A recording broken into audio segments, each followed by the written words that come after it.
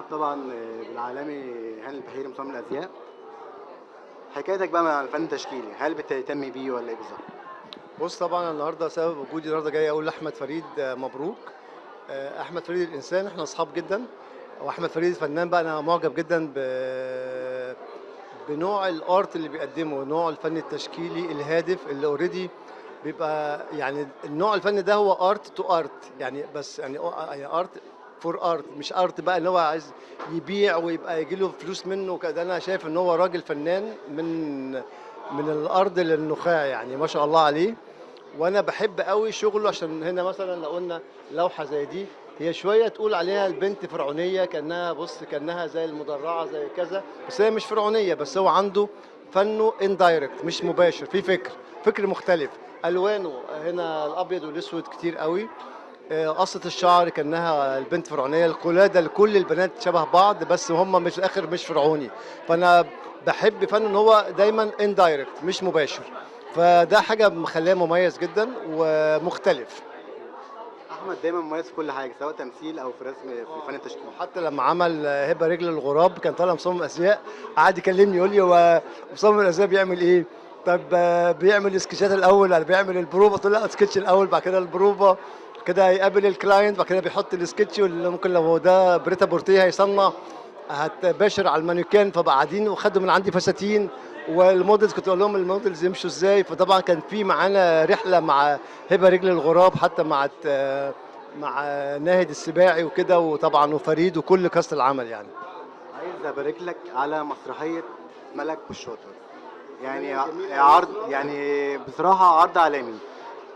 بص، لما يكون عندنا عرض الفن مدام يسرى واحمد عز وفريق عمل مميز جدا وكبير جدا زي الجروب اللي سافر للرياض، احنا بنقدم مصر. فانت بتقدم مصر، فن، تمثيل واداء مسرح واضاءه وديكور، واللبس جزء كبير جدا من العمل المسرحي. فانت بتقدم كذا شخصيه جوه العمل. كنت قاعد في المسرح، فالناس كتير قوي مش عارفاني انا مثلا مين، مثلا في ناس عارفاني وفي ناس لا.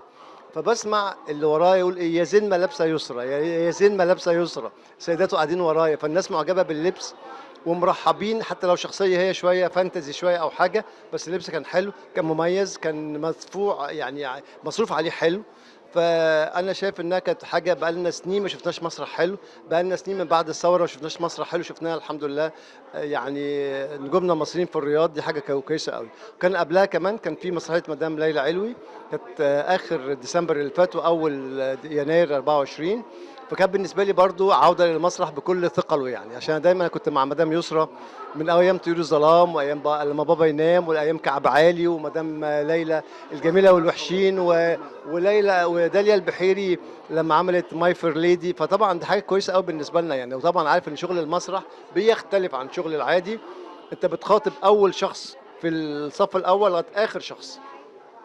كان في اختيارات بينك وبين يسرا في الملابس وكده، قعدتوا مع بعض طبعا اختيار. قعدنا مع بعض واتكلمنا، ومع جهة الإنتاج ومع الستايلست ومع المخرج ومع فريق العمل كله، احنا هيبقى دخلتها ايه. في بعض الفساتين كان لازم نجري عشان نلحقها في ثانية، فكان بيتعمل لها زي كواليس خاصة في 3 ثواني، بتغير الفستان أو بتلبس حاجة فوق حاجة عشان تقلعها وتخش تاني على طول. لا طبعا كان في حاجات. وأنا بحب في يسرى إن هي محبة، انها مش بتقول لا ده كتير عليا وتعب، لا كانت فعلا. انا رحت مرتين يعني، قعدت في الرياض معاهم 6 ايام، حضرت البريس كونفرنس، وبعد كده حضرت العرض اللي هو الخاص اللي قبل العرض الجنرال، وليلتين عرض. لا يعني اوريدي شغل 6 ساعات متواصلين او 7 ساعات متواصلين، ما فيش حاجه فيها دينامو شغل يعني. عايز برضه ابارك لك عن اول مصري يشارك في اسبوع نيو دلهي اعتقد في الهند، صح كده؟ كلمني عن الموضوع ده. بص، كانت يعني انا كانت مشاركتي في الهند بالذات كنت مستنيها بقالي سنين. الهند عالم، دي فكره، دي بلد العجائب بالنسبه لي يعني. فكانت بالنسبه للهند احنا هنروح لهم بشغلنا الهاند ميد والتطريزات، هل هنعرف نسد قدامهم؟ هل هنعرف نقول احنا شكلنا كويس؟ هل احنا بنعرف نعمل حاجه؟ انا عمري ما هنسى ان أنا تاني يوم العرض، انا رحت مثلا يوم 1 في الشهر 1/5، العرض كان يوم 2، فانا حاطط الستوري يوم 3، فلقيت مدام دكتوره بسمه وهبه الاعلاميه بتقول لي الله حلو قوي الفستان اللي انت القماش اللي انت جايب من الهند وعرضته. قلت لها يا دكتوره تعالي هنا، هو فين اللي انا عرضته؟ اجيبه امتى من الهند واعرضه امتى في الهند؟ ده شغلنا في مصر، واحنا انا اوريدي قدمته في الهند عن شغل 4 شهور في مصر ثم قدمته في الهند. ازاي اجيب حاجه جاهزه، ده بتاعتنا وشغلنا. قالت لي رائع، انا اعتقدت ان ده شغل في الهند. قلت لها لا، هو معروض في الهند بس معمول في مصر. فالحمد لله خدنا يعني سكسي جامد قوي ونجحنا جامد قوي. هناك عندهم فطاحل، عندهم هناك كان اول مره اشارك في الهند. كانت بتجيلي هناك كتير قوي مشاركات، اقول لا ده من بعدها 7 ساعات سفر، ده از تو ماتش. بعد كده نيو دلهي اول مره اروح، فكان عارف انها صعبه شويه ترانسفير وكده وكسفر ومواصلات وكذا. فقلت لا خلينا ايه على مهلنا. فالحمد لله جت في توقيت كان اول شهر 5، وكان بالنسبه لي كان ده ما فيش فيها ضغطه جامده قوي.